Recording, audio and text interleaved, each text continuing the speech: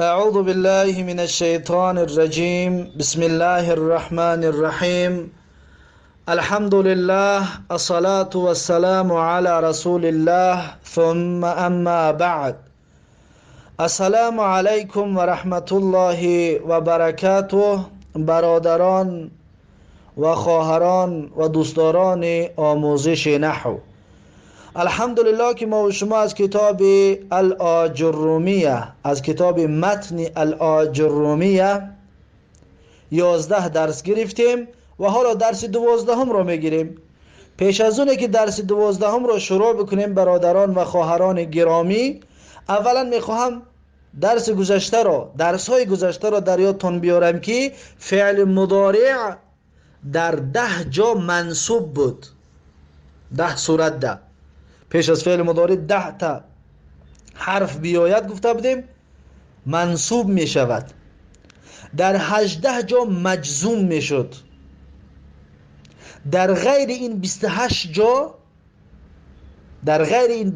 جا فعل مضارع مرفوع هست.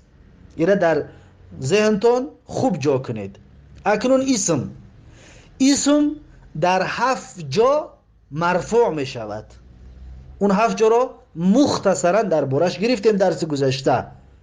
انا اکنون امروز یک تا انا همون 7 را بیان میکنم. امروز یکمش را، درس بعدی دویمش را از همون 7، درس بعدی اون سهمش را، همینطور 7 درس ده تا آخرش بیان میکنیم. هر یک درس یک موضوع را.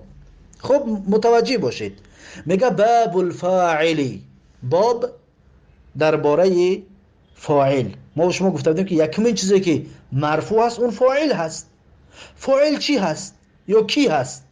میگه الفاعل، فاعل معناش هو الاسم المرفوع المذکور قبله فعله. اگر بتونید برادران این عباره رو همیشه از یاد کنید، کتاب میدک است، همیشه از یاد کنید، اگر بسیار فایده زیاد به دست میارید. میگه الفاعل، فاعل هو، انا همون فاعل کی هست؟ یکمش اسم هست. معلوم است که فاعل شده نمیتونسته است، حرف فاعل شده نمیتونسته است، فقط اسم میتواند که فاعل شود.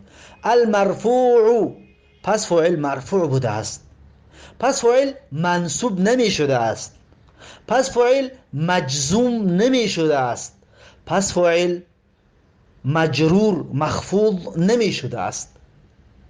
دقت دید، هر یک کلمه معنا دارد. المذکور قبله فعله، پیش از خودش فعلش آمدگی هست. مثلا میگیم که قام محمدون، محمد خیست. قام فعلی، محمدون فاعلی.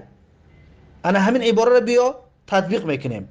اولا محمدون اسم هست، بله. قام محمدون، محمدون اسم هست.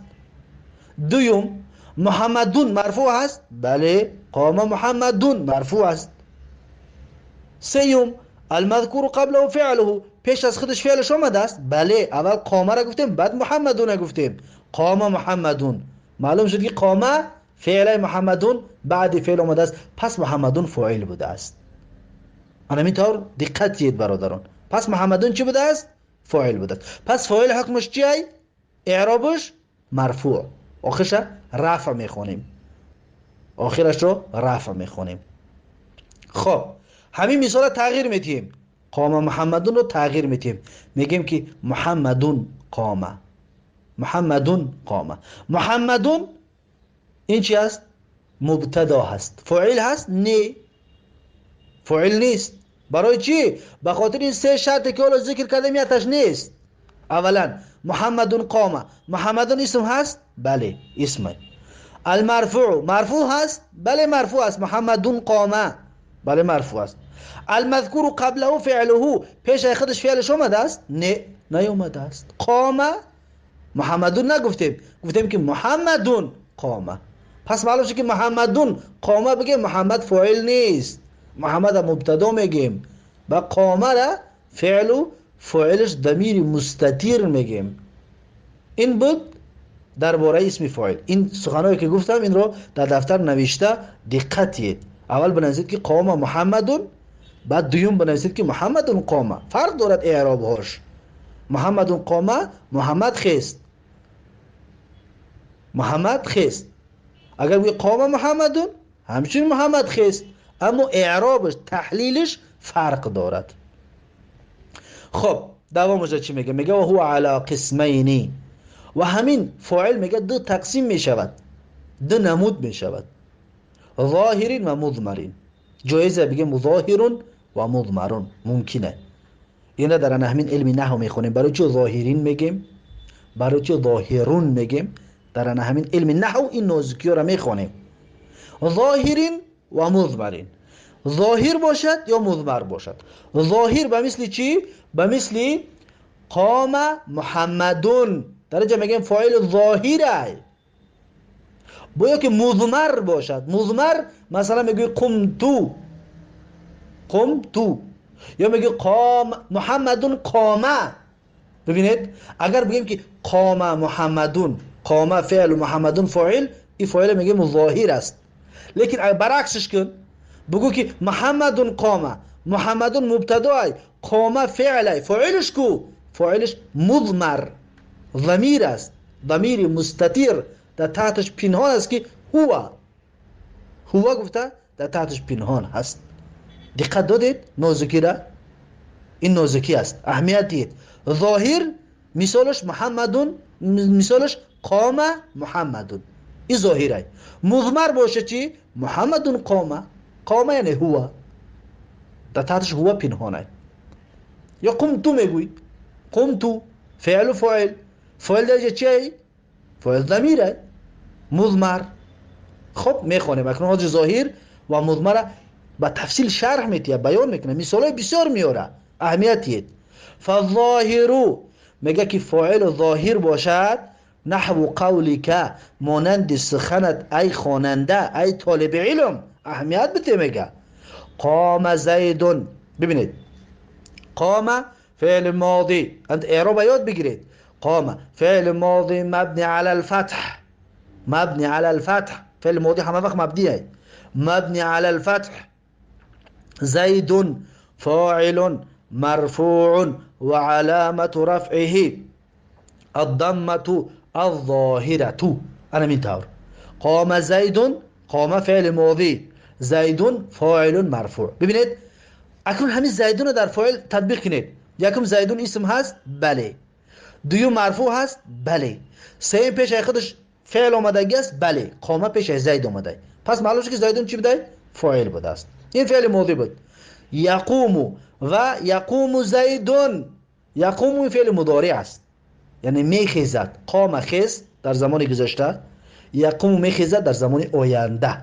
یقوم فعل مضارع. ببینید چی میگیم؟ مرفوع. برای چی؟ به خاطر که در اولش 10 تا حرفای ناصبه نیومد، ان، لن، اذن، کی، یا نیومدن. همچنین مجزومش هم نگفتیم. برای چی؟ به خاطر که اون حرفای جازمه هم نیومد، لم، لما، لام امر، لام ناهیه، اینها نیومده است. از این حساب میگیم یقوم فعل مضارع مرفوع.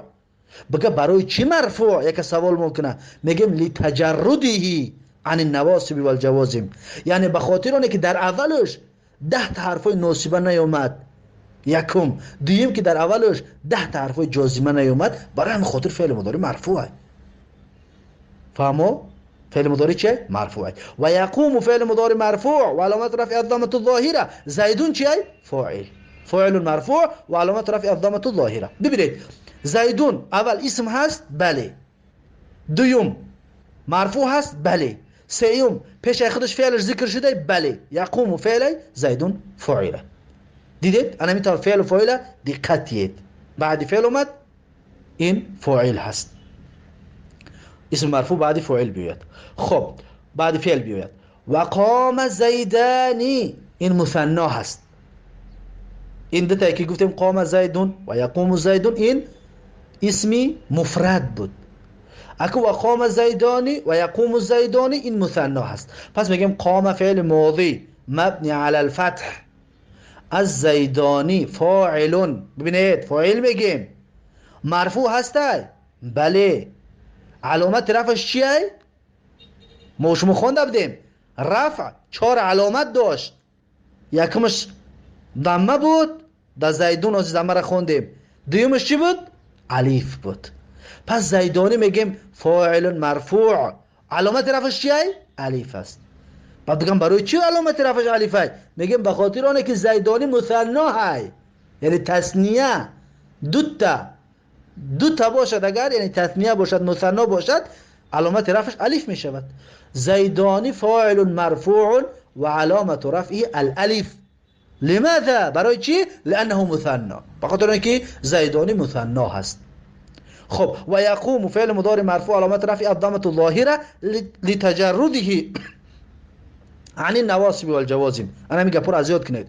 لتجرده یعنی برای خالی بودن اول فعل مضارع عن النواصب والجوازم، از ناصبه و جازمه در اولش نیست. از زیدانی فاعل با مرفوع علامت رفعش چیه؟ الف. برای چی؟ به خاطر اینکه زیدان مثنی های، یعنی دو تا زید. خب بعدش و قام الزیدون و یقوم الزیدون. اکنون ببینید قام فعل ماضی مبنی على الفتح، زیدون الزیدون فاعل مرفوع علامت رفعش چیه؟ علامت رفع واو. برای چی؟ به خاطر اینکه زیدون جمع مذکر سالم، جمع مذکر سالم علامت رفعش واو میشد. ما شما در علامت های اعراب خوانده بودیم که علامت های اعراب در حالت رفع 4 علامت داشت. ضمه بود، واو، ضمه بود، الف بود و واو بود. و در فعل مضارع ثبوت نون بود که را بعد میخونیم ان شاء الله. دقت.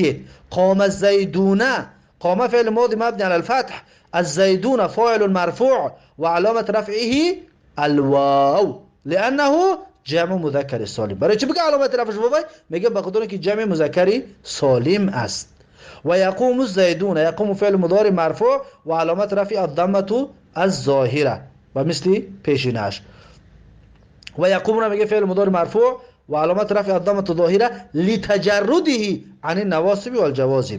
در اولش میگیم ناصبه 10 تا حرفای ناصبه و جازمه 18 تا اسم و حرف جازمه نیومده است، برای همین خاطر یقوم میگیم مرفوعش میخونیم. و مثال بعدش و قام الرجال، قام فعل ماضی مبني على الفتح، الرجال فاعل مرفوع و علامت رفع الضمه الظاهره. رجالو چی است؟ زیدون در بالا گفتیم قام زیدون، زیدون اسم مفرد بود. رجالو چی است؟ این رجالو جمع مذکره، جمع تکسیره، جمع تکسیر. جمع تکسیر در حالت رفع علامت رفعش ضمه ظاهره میشد به مثل اسم مفرد.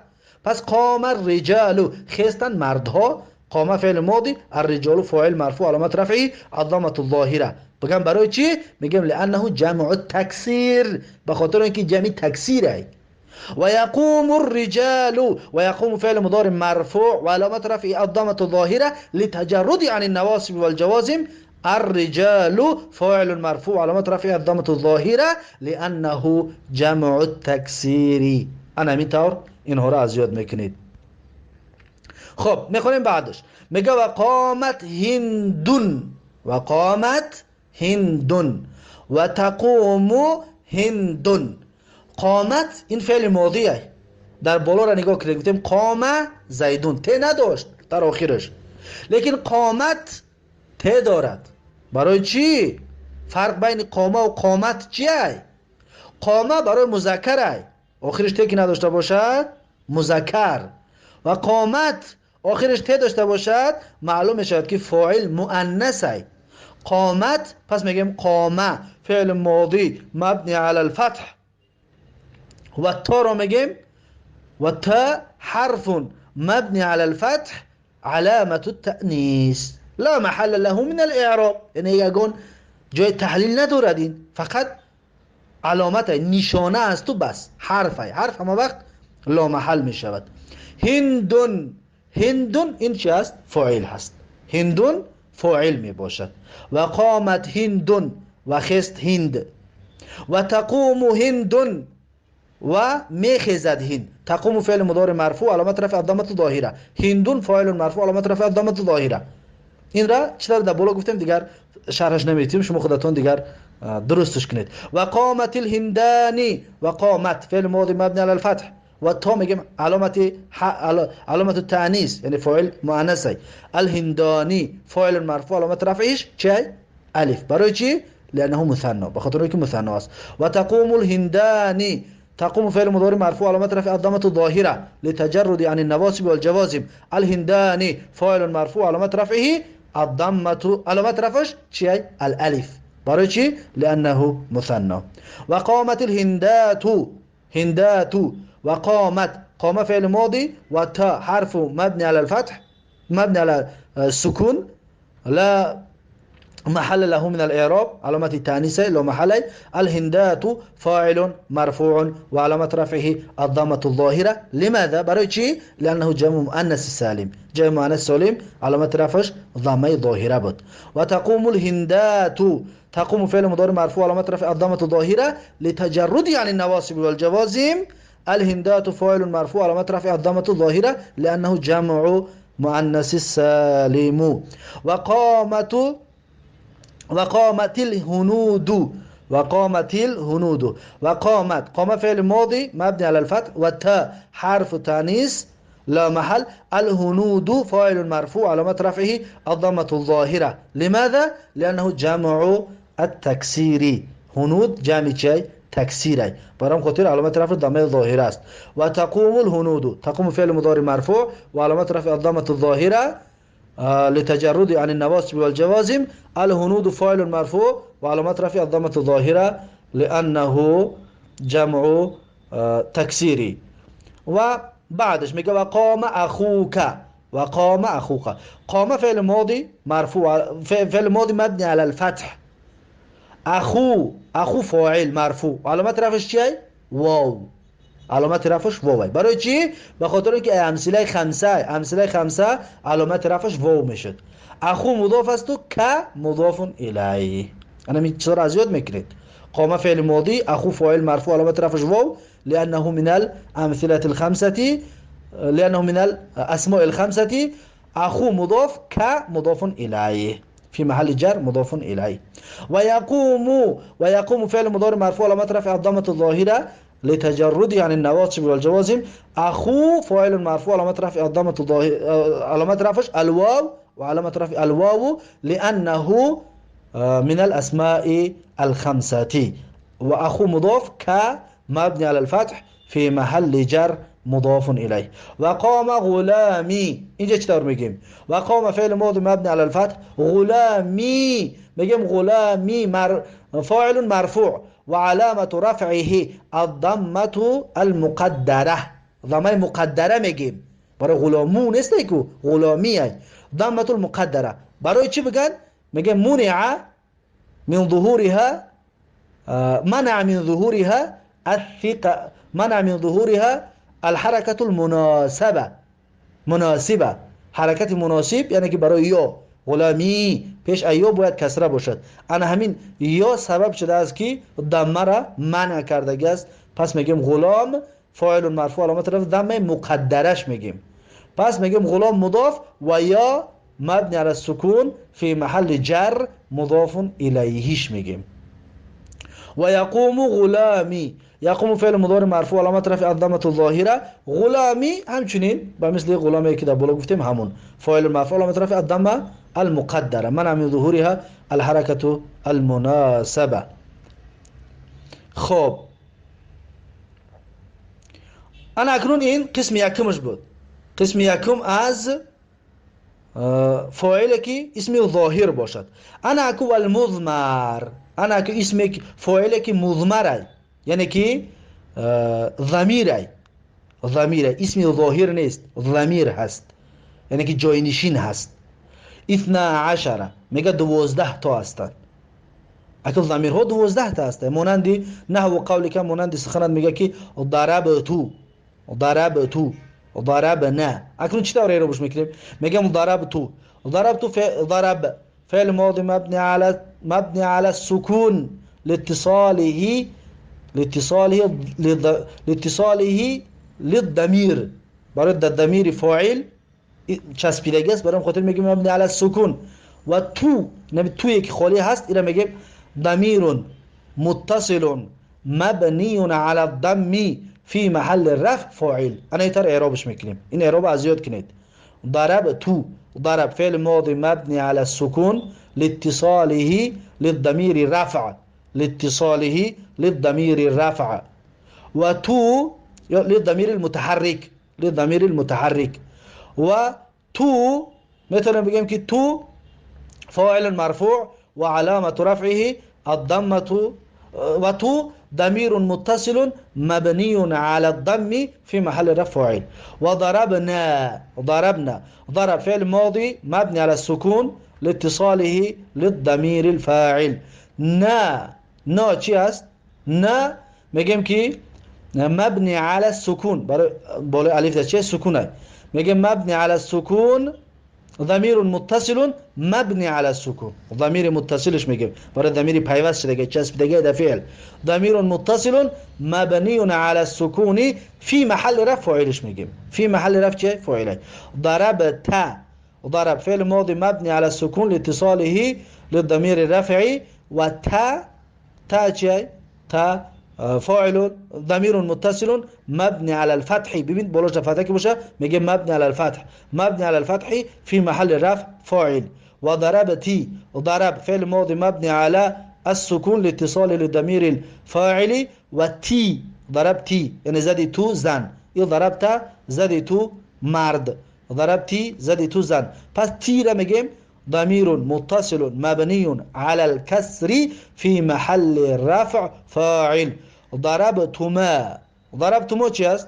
با مثل همین هست. ضربتما هم با مثل همین می باشد، یگان فرقیت ندارد. ضربتما هم با مثل همین است، یگان فرقیت ندارد. فقط میگیم تما ضمير متصل مبني على السكون في محل رفع فاعل. وضربتم با مثل همین. ضرب فعل ماضی مبنی علی السکون چطور گفتیم؟ همش یک نمود گفته می شود. فقط توم میگیم ضمیر متصل مبنی علی السکون، مبنی علی السکون فی محل رفع فاعل. و ضربتن به مثل همون ضرب، به مثل همون اعرابش میکنیم. تن را اکنون میگیم ضمیر متصل مبنی علی الفتح، برای آخرش فتحه دارد. کدام حرکتی در آخرش باشد انا همون حرکت نامش میگیریم مبنی علی فتح، برای آخرش فتحه دارد. مبنی علی الفتح فی محل رفع چی میشود؟ فاعل. اکنون بعد میگه و ضربه، ضربه یعنی زد. انا اکنون ضربه را فاعلش کو؟ میگه فاعلش ضمیر مستتیره، در تقدیرش بجای، یعنی ضربه هو، ضربه هو. ضربه فعل ماضی مبنی علی الفتح، میگه فاعله ضمیر مستتر مبنی علی الفتح. لیکن اگر همجا بگه که ضرب محمدون، دیگه اینجا ضمیر مستترش نمیگیم، میگم ضرب محمدون، ضرب فعل ماضی مبنی علی الفتح، محمدون فاعل مرفوع میگیم. لیکن ضربه اگر ضربه خالی باشد میگم ضرب فعل ماضی مبنی علی الفتح، فاعله میگم ضمیر مستتر مبنی، ضمیر مستتر، ضمیر مستتر فاعلش. و ضربت، ضربت چی؟ و مثل همین ضربت فعل ماضی مبنی علی الفتح. و تا رو میگم تا حرف حرف التانیثی، یعنی حرف علامت مؤنث بودن فاعله.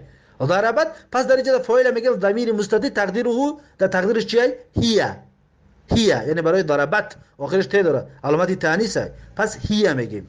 و ضربا، ضربا، ضربا یعنی فعل ماضی مبنی علی الفتح و الف میگیم مبنی علی السکون. دقت الاعراب، الف مبنی علی السکون فی محل رفع فاعل. فاعل ضربا چیه؟ انا همون الفه، یعنی زدن آنها دو کس. ضربا معناش زدن آنها دو کس. پس انا همین الف علامتی چیه؟ علامتی فاعله، فاعل بودنه، فاعلش مثناه. انا همین الف خودش توقع چی میشود؟ فاعل میشود. پس میگم میرا ضمیر، میگم این اسمه ضمیر متصل مبنی علی السکون فی محل رفع فاعل. انا من سخن میگویم. و ضربوا، ضربوا میگم فعل ماضی مبنی علی الضم لاتصاله بواو، لاتصاله بواو الفاعل، بواو الجماعه، واو جماعت در آخرش که اومدگی است، برام خاطر مبنی علی الضم میگیم. و واو باشه چی؟ و واو میگیم فی محل رفع، واو ضمیر، اعرابش اینطور میگیم ضمیر متصل مبنی علی السکون فی محل رفع فاعل. الف چی میگیم؟ الفی در آخرش است، این الف الفی فارقه میگن، الفی فارقه. دایتون بگیرید این در اعرابی چیز نمیگیم. این الف فقط فرق کننده ای که این واو واوی جمع مذکره، یعنی ضربو زدن آنها همه مردها، معنوش همین می شود. همین واو معنوش آنها همه مردها، زدن آنها همه مردها. و ضربنا، ضربنا فعل ماضی مبنی على السكون لاتصاله بنون الجماعة، بنون جماعة، نون جمع مؤنث سالم، نون جمع مؤنث، یعنی من نهی که میبینید یعنی آن زنها میشود. ضرب نه زدن آنها زنها. پس نه میگه مبنی ضمیر متصل مبنی علی الفتح فی محل رفع فاعل. پس ترجمهش ضرب نه زدن آنها همه زنها، زدن آنها همه زنها. پس این هست درس ما و شما، درس فاعل. با همین درس فاعل با پایان رسید. معذرت زیاد میخوام که هرچند خواستم کوتاه شود اما باز هم دقیقاش زیاد شد. معذرت زیاد. انشاءالله فایده هست برای کسی که طلبگار آموزش زبان عربی باشه. این چیزایی که گفتم اینها را حفظ میکنید، از یاد میکنید و خودتون همین طور درس میگویید خودتون رو و تکرار میکنید تا اینکه در ذهنتون این گفته ها بماند. با همین فاعل خلاص شد. اکنون فاعل ما کامل کردیم. بعد از این دویم قسمش در میگذاریم که قسم دوم چی بود؟ نائب فاعل یا المفعول الذي لم يسمى فاعله. انشاءالله درس بعدی اون موضوع رو خواهیم گرفت. بارک الله فیکم و جزاکم الله خیرا و السلام علیکم و رحمت الله و برکاته.